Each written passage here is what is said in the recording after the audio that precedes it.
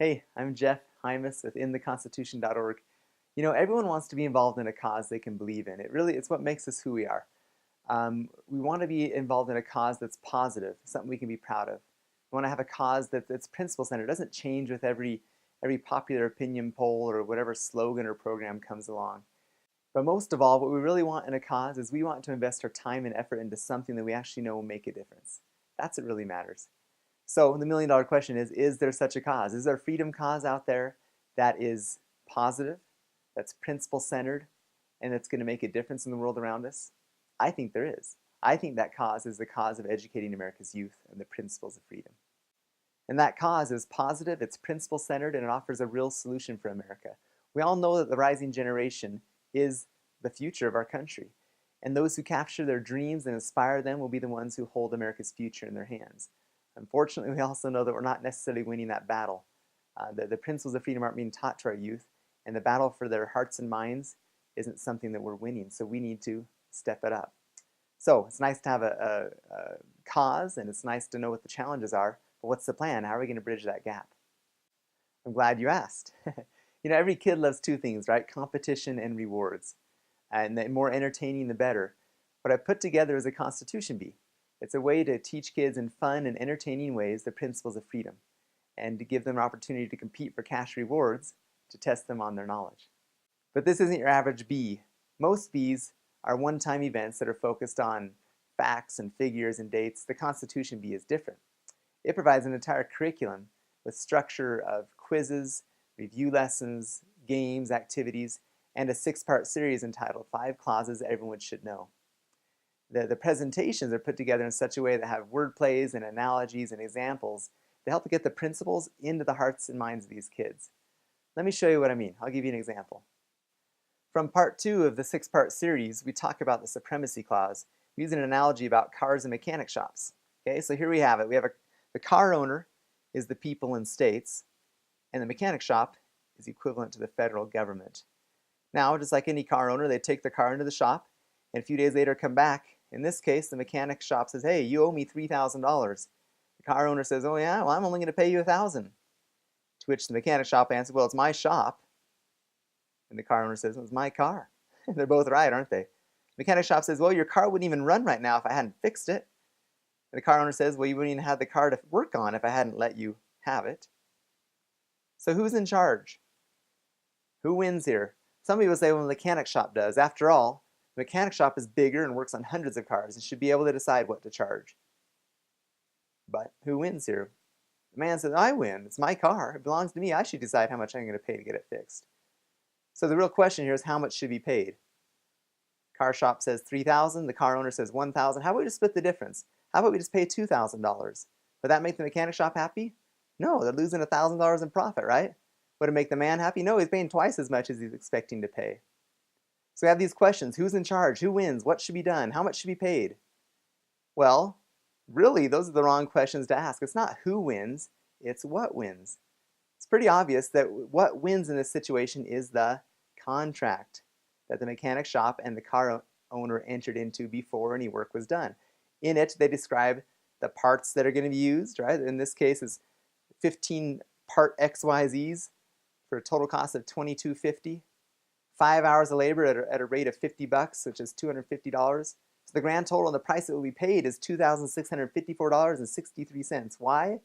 Because that's what the contract says, not one group won. Now remember, the federal government is represented here by the mechanic shop, and the people and states are represented by the car owner. So when we talk about the contract between the federal government and the people in the states, what's that contract called? What's the governing document of our country? You're right, it's the Constitution.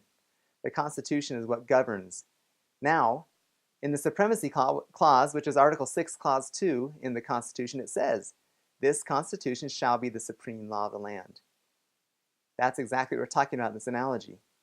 The Constitution, the contract is what wins, not the person, not the biggest or the one who threatens most or the one who holds out. It's the Constitution. That's exactly what our Supremacy Clause says.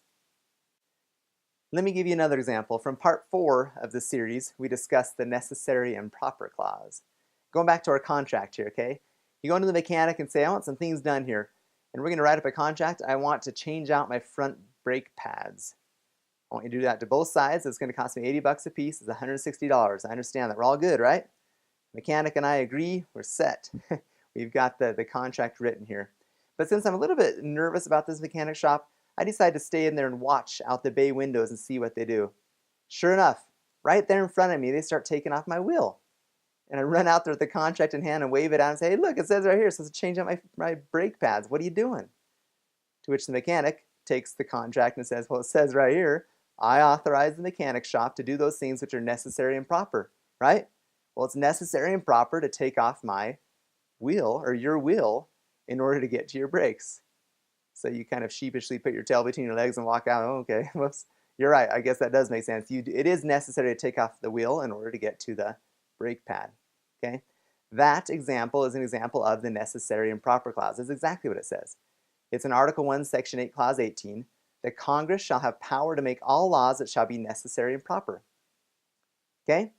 So, it's necessary and proper to get to the brake pads. You have to take off the wheel. That makes sense. While you're sitting there, though, you notice after they've worked on the brakes, they pull out this grinder and start cutting a rectangle on the top of your car.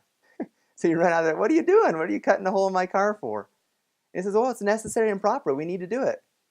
And you say, well, necessary and proper for what? He says, well, you like it, don't you? And you say, that's not the issue. The only thing that you can do that I've authorized you to do is those things that are necessary and proper to change out the front brake pads. Okay? Doesn't that make sense? Of course it does. So when we look at the necessary and proper clause, we've already read this part, that Congress shall have power to make all laws that shall be necessary and proper. But what's really important are the next 7 words, because it says, for carrying into execution the foregoing powers. In other words, the only things that are necessary and proper are those things that can be tied directly into what is authorized in the document. What document is that? The Constitution. So Congress does have power to make all laws that shall be necessary and proper, but only for carrying into execution the foregoing listed powers in the Constitution. So did you learn something there about the Constitution, about the principles of freedom that are in the Supremacy Clause and the Necessary and Proper Clause? I hope so. Now, can you imagine dozens of analogies like that, word plays and examples and situations that teach and get these principles to come alive? Can you see the kids' eyes lighting up as they see the simple yet powerful truths in the Constitution? Now, imagine those same presentations being professionally animated, not just my cheesy animations that I did, but professionally animated with engaging voices and characters, etc. And imagine the presentations being distributed nationwide via download or DVDs so that parents and teachers and children can have access to learn just clicking play. Lastly, imagine groups of kids getting together and being motivated to learn and test their skills in Constitution bees in churches, community centers, family rooms across the nation. That's my vision.